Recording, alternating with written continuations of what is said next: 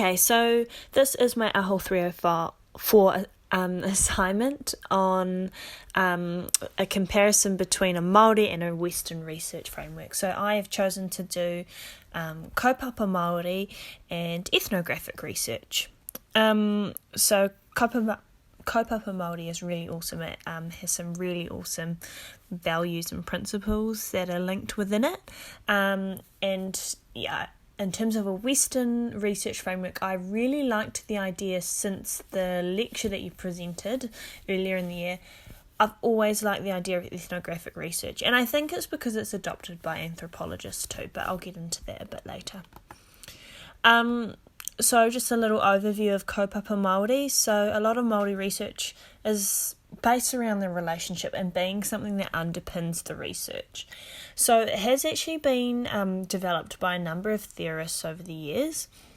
And those theorists are Graham Smith, Linda Smith, Leonie Pihama, Taina Pohatu, and other people that have contributed to the research in the development and growth of kaupapa Māori is Russell Bishop, our former Cooney Jenkins, and Cheryl Smith. So there's a few others too, but they hadn't been mentioned on the website Rangahau, which is where I got all the information from. Also very interesting, the direct translation of kaupapa Māori means Māori way. So the Māori way of doing things.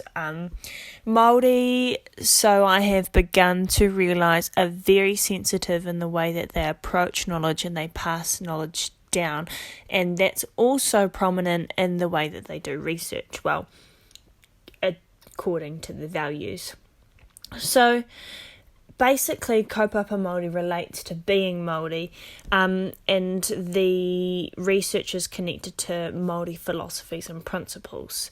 So it's quite cool. I will discuss later on in the contrasts, but I found it really interesting that the research for kaupapa Māori had two main questions which was highlighted under the rangatira principle, and it was, these two stood out for me, and the question was, what difference will it make, so referring to the research, and how will we know it is a worthwhile piece of research? So I think those are two really important questions, because it means that you're not looking for answers or looking for knowledge or, just for the sake of knowing something. But yeah, anyway, I'll get into that a little bit later. So I just wanted to highlight some of the kaupapa Māori research values. So aroha ki tangata, so that's having respect for people and allowing people to define their own space and meet their own terms. He kanohi kitea, so being a face that is known to people. And I think that's really important when it comes to research, because it can be quite intimidating if a foreign person is researching you. I know on practicum, going into a classroom and doing observations in the first week, you're a foreign person. Those kids don't trust you yet, and so they are quite suspicious as to why you're there, and I can imagine that that's how it would feel in other research terms. But so I think it's real cool that this is one of their values, being a face that is known to people. It makes you feel a bit more comfortable too. Titiro whakarunga kōrero, so looking and listening before speaking. So that to me comes down to their body language, their demeanour. Is your research offensive, I suppose, is something to consider. Manaaki ki tangata, so sharing and hosting generously. So I have noticed that the Māori way, which goes back to the direct translation of kaupapa Māori, the Māori way of doing things a lot of the time actually comes down to being a generous host. So growing up, my aunties who raised me never let me go anywhere without taking some kind of kai to contribute to the house I was going to, and I feel like that comes through in any other situation where Māori are around. They're very good hosts, and that shows in their research too. Not just with kai, but that's the best analogy I could relate it to. Kia tūpato, so being cautious, again, being careful with your words, being careful not to offend the subject of your research, being careful in all ways. Koe e takahia te mana o te tangata, so not trampling on people's dignity, and I think that one just speaks for itself. It's real important. When you're researching people especially, it's important to keep in mind that they are human, they are people too, and that your research must have a purpose to, I suppose, support or uplift those people, not to bring them down. And kia mahaki, so being humble. And that one there is so important. No one likes a show off. Alright, so ethnographic research. So this is a study of social interactions, behaviours and perceptions that occur within groups, teams, organisations and communities. So I'm pretty sure that the people who wrote this article, so Reeves, Cooper and Hodges, are based in America, and they said that the roots can be traced back to anthropological studies of a small and rural town, and that was back in the 1900s. So I thought that was real awesome. It's qualitative research, so observational rather than numbers based. It's about interacting with your subject, or interacting with the community that you're with, and being fully submerged in their environment.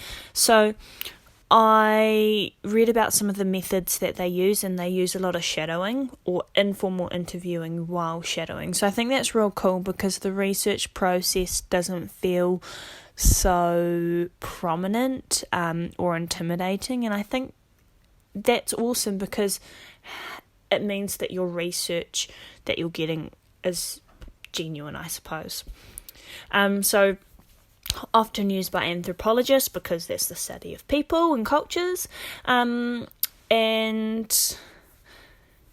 it gives a cultural lens to the study of people's lives. So I just wanted to highlight some ethnographic methods that are used, or ethnography methods. So direct observation, diary studies, video recordings, photography, artifact analysis, so shadowing the user, and informal interviews conducted on the user. So that's what I just discussed before. So diary studies is not studying the diary that the researcher writes, it's studying the diary of the subject as well. So I just wanted to highlight that. And direct observation, so being in the community, in the society, and observing yourself.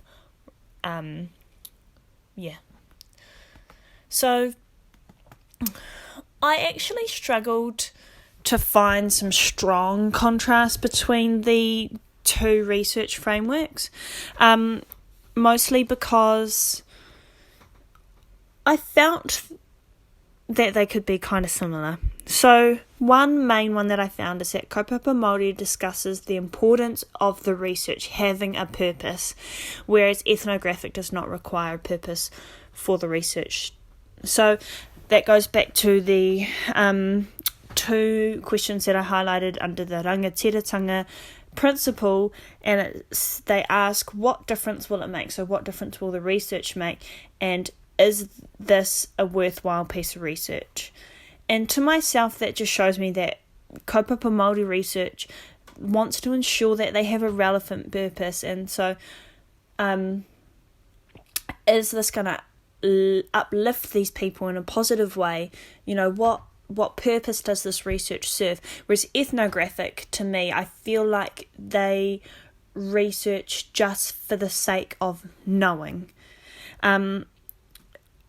So I think research can be quite invasive, especially if you are the research whānau, the subject of the research.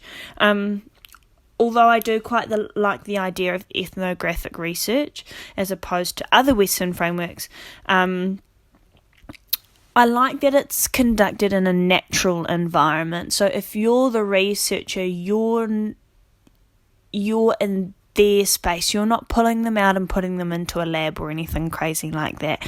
And ethnographic research can happen over a number of months or even years, because you're not asking direct questions to get your research, or you're not conducting surveys. It's not quantitative research, it's qualitative, so that's real cool. But yeah, so overall, unfortunately I was able to find not so many contrasts between the two frameworks, but yeah, I think they're really awesome.